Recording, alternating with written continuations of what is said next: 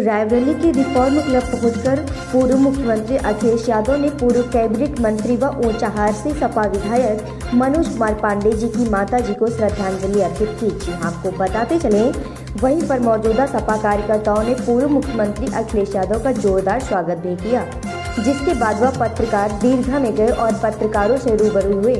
पत्रकारों से बात करते हुए पूर्व मुख्यमंत्री अखिलेश यादव ने भाजपा सरकार पर जमकर हमला बोला और बताया कि भाजपा सरकार सिर्फ झूठ बोलने का काम करती है।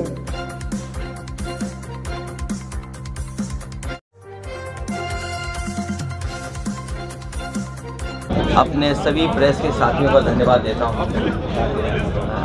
मनोज पांडे जी कई बार के विधायक पूर्व मंत्री, इनकी माताजी का स्वर्गवास हुआ था क्योंकि उस समय कार्यक्रम नहीं हो पाया था। हम सब लोग उस कार्यक्रम में शामिल होना चाहते थे।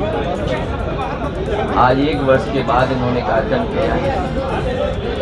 माँ का सबसे इम्पोर्टेंट रोल होता है जीवन में। माँ जहाँ हमारी जननी है, जो हमें जन्म देती है, पहचान देती है इस धरती पर, वहीं हर तरह की परेशानी, हर तरह का दुख और जीवन भर त्याग कर आगे बढ़ाने का काम करती है। माँ से बड़ा स्थान हमारे आपके जीवन में किसी का नहीं हो सकता। अब 24 का जो चुनाव है उसमें 4 आपके विधायक हैं यहाँ पर, क्या लग रहा है लोकसभा की सीट में समाजवादी पार्टी अपना सांसद? देखिए मैं केवल एक नहीं दिया रायबरेली को। मुझे याद है कि जितने भी प्रस्ताव आए होंगे उस समय पर, चाहे सड़कें सेंट्रल रोड फंड के, सैनिक स्कूल के, केंद्रीय विद्यालय के, ये ड्राइविंग वाला जो बना हुआ इंस्टीट्यूट आपका, मोटर ट्रेनिंग इंस्टीट्यूट आपका, ये एम्स का, तमाम प्रस्ताव जो हम लोगों के थे, सड़क, बिजली के या सब स्टेशन के, सब प्रस्ताव हम लोगों ने माने थे और काम को आगे बढ़ाया था। तो क्या सांसद पद अपना देंगे समाजवादी पार्टी? ये अभी नहीं किया जा सकता है विचार। ये विचार होगा जब चुनाव आएगा उस समय।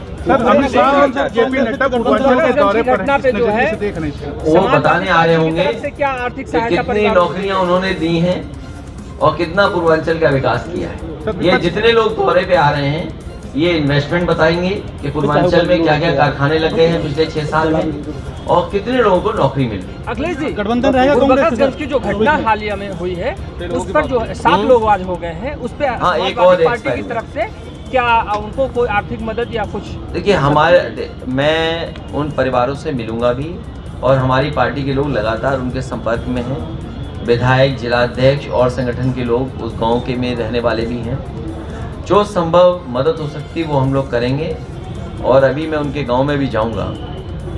सरकार से हमारी अपील है कि नियमों के अंदर उनकी मदद की जाए, ज़्यादा से ज़्यादा सहानुभूति विचार करके उनकी मदद पहुंचाए। कंपनी आपके उत्तर प्रदेश में इन्वेस्ट करने आएगी, कल को दूसरे की सरकार आ जाएगी तो आपकी कंपनी को भगा दिया जाएगा।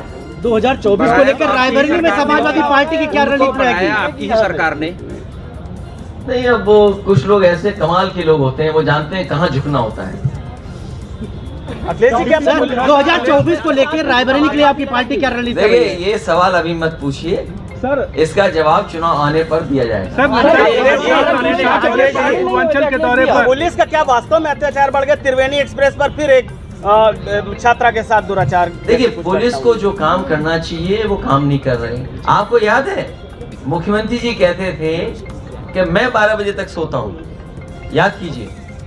अभी मैं पुलिस हेडक्वार्टर गया था तो मुझे पता लगा कि मुख्यमंत्री जी हम लोगों के लिए नहीं कह रहे थे, वो अपनी पुलिस के लिए कहते थे कि पुलिस 12 बजे तक सोती है। पुलिस को जो काम करना चाहिए वो काम नहीं कर रही, उसके अलावा सब काम कर रही है।